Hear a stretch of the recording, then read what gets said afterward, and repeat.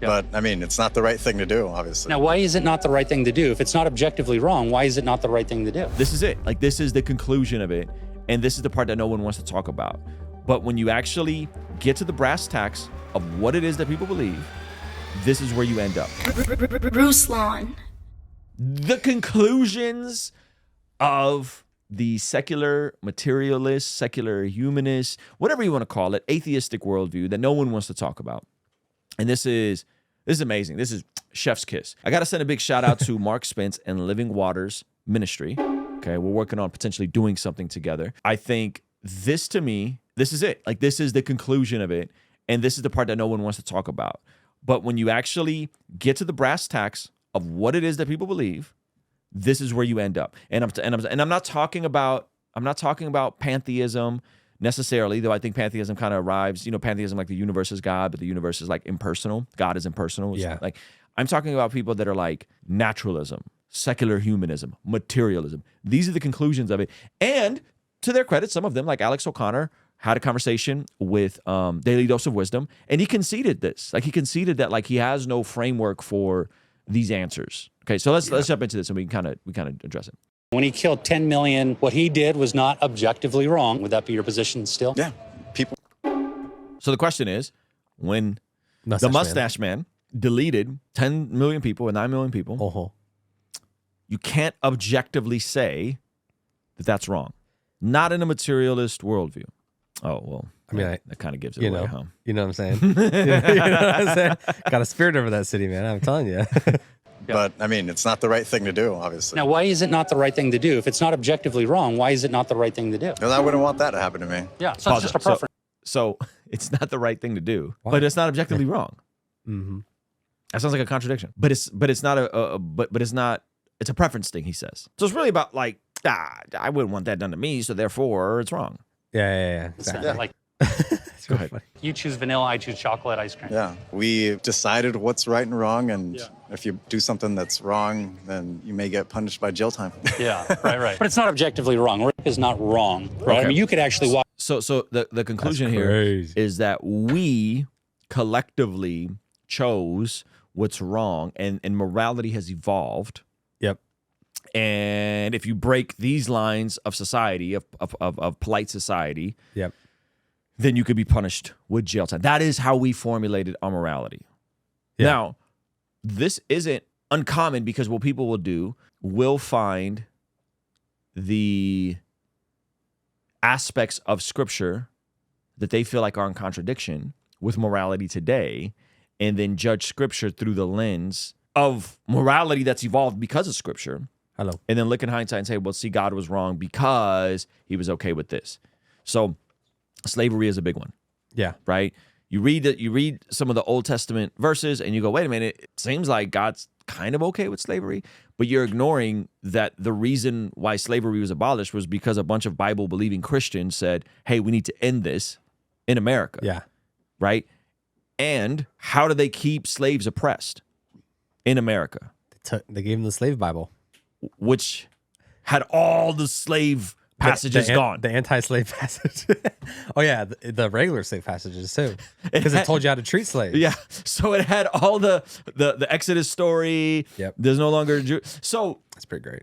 That is, like, that to me. So this is what happens is like people will go and get Exodus apocryphal book, it's it's just kind of redundant. We just gave them the ones that really matter. They'll get so myopic on a specific verse in Leviticus about, hey, why is there an allowance for Jewish slaves to get their freedom back at the end of 6 years, but the Gentile slaves, it doesn't seem like they can get their freedom back. That sounds like a contradiction. Sounds like God doesn't really care about slavery and slavery is permitted. Ignoring the historical context, ignoring that God is allowing certain things to happen, ignoring that oftentimes being destitute in antiquity is substantially worse than being a hired hand living in someone's home. Remove all that. Remove the fact that the meta-narrative Scripture points people to an anti-slavery idea, meaning that I can find a verse and I could take it and I can contort it and I could twist it and I could say, well, this reads this way on the surface. But then if you just pull back and go, well, wait a minute, what is the overall theme of Scripture saying?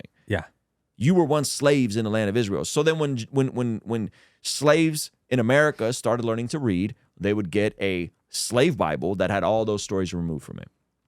That sounds like if, at the very least, we're looking at it on the surface, the Bible is not pro-slavery, it's actually anti-slavery. And so when it's used to manipulate slaves, they had to take this out. Yeah. So anyway. By somebody who's being raped and go, that's his choice, and keep on going. Okay, so I got to set this back up. So he then says, in your paradigm, grape, Yeah. there's nothing wrong with it. Crazy. There's nothing wrong with it. Yep. Because it's one person's preference, might is right. Why not? Outside of us coming collectively to this social agreement that it's wrong, there's technically nothing wrong with it. Yeah. You know? And so listen to this response. Yeah. Yeah. Yeah, you could do that. If rape is not objectively wrong, well, then nothing is. The very outrage we feel testifies to an absolute standard etched by God on every human heart. Sometimes you just gotta let him talk. Sometimes you just gotta let him talk. That man, you know that man is self-employed. What you mean? I mean, I mean, on camera was like, yeah, mustache man, not like Technically not wrong. Technically not wrong. Grape, and not grape, wrong. you know, Not it's wrong. just preference. It's just preference. He's self-employed. Which, by the way, that's funny. He probably drives for Uber or something. Which, nothing wrong with driving for Uber. Yeah, he There's just enough. There's you know, enough. he's part of the gig economy. Yeah, he's part of the. No one's reviewing his social medias. But this is what I appreciate. At least they're willing to stand 10 toes down and be consistent in that position. Yeah. I appreciate that. Like, don't try to create this other sense of morality that you just make up out of thin air by borrowing from Christianity. Hello. Just say, yeah, in my paradigm, there's technically nothing wrong with the deletion of other people.